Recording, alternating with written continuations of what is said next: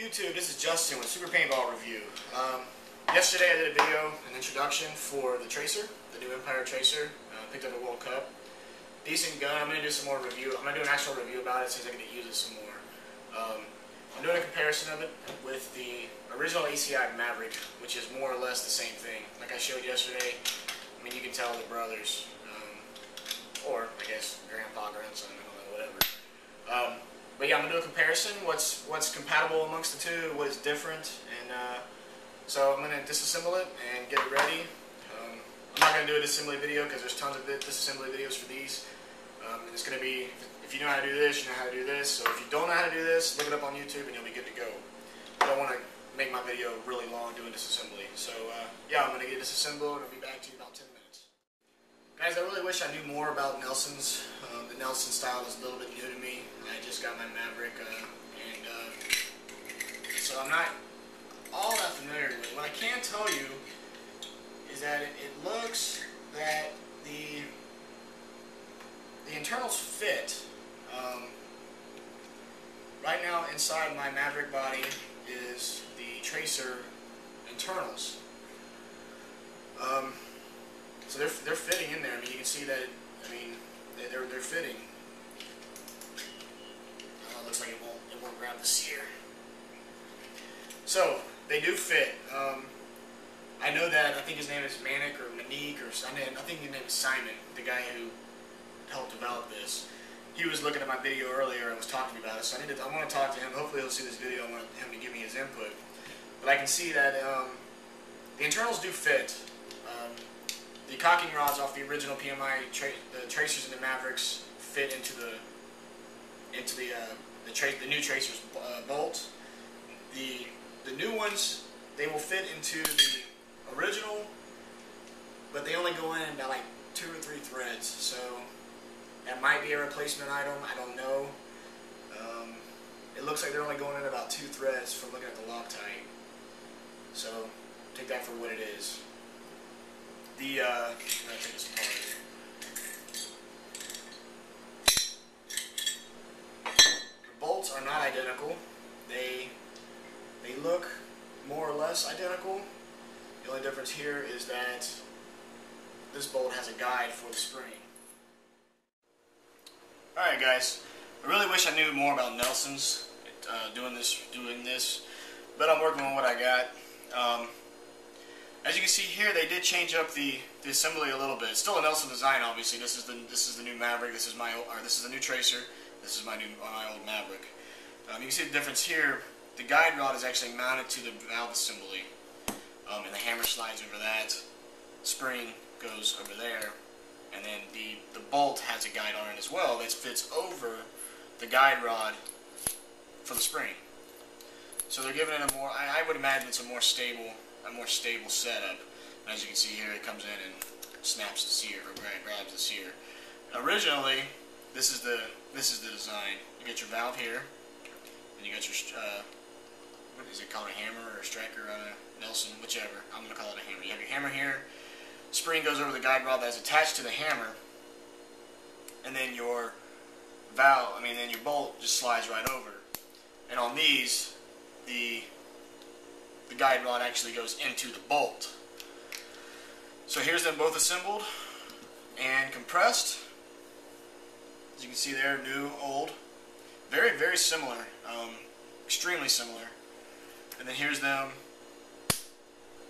Wow, the spring's way stronger on that. And then here's them not under any pressure. Okay, now I'm going to do an exploded view for you. And here's your exploded view. Now, I remember Simon saying that the internals were compatible with the old, and I could not get them to work correctly. Let me see if I can do this.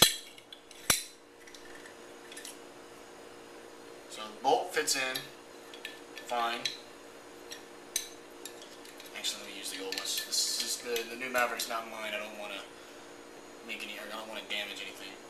So new bolt with the new pump rod, new cocking rod, or these things. Okay, spring is going to go in and it's going to go on the guide rod. It is not.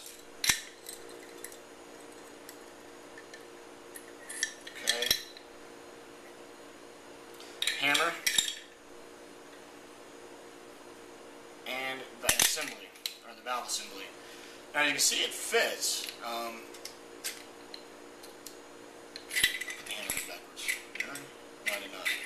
As you can see, it does fit. Yeah, I'm jacking this up. Okay. There you go. It does fit.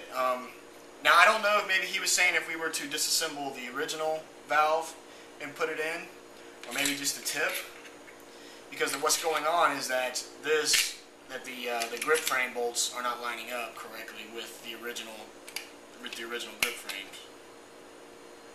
Now, one thing I did not try was to see if possibly the new ones fit in this setup.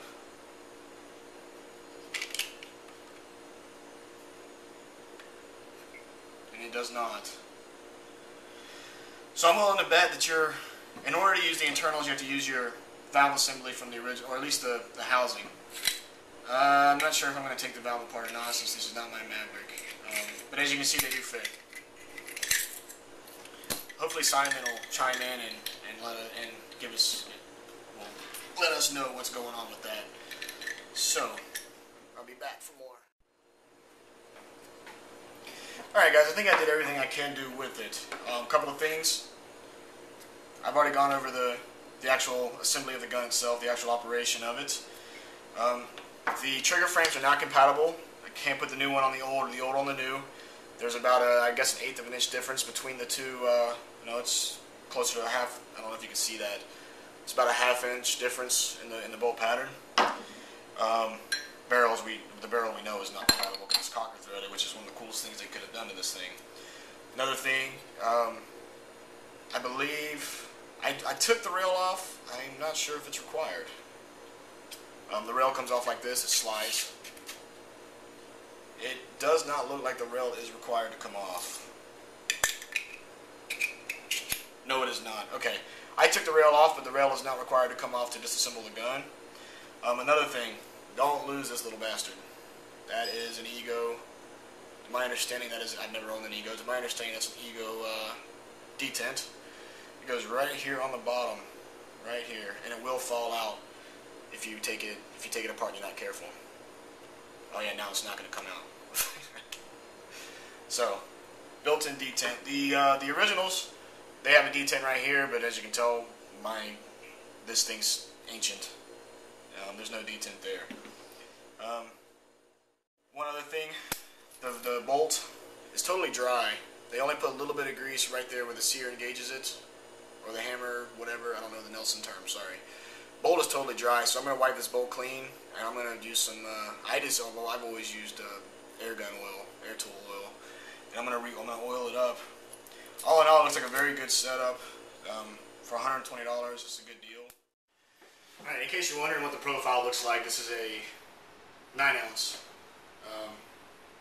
So it's a fairly long gun. One thing I want to mention, you might want to either torque on these really hard, or lock tight. Because I remember when I was playing my tournament, my little scrim, that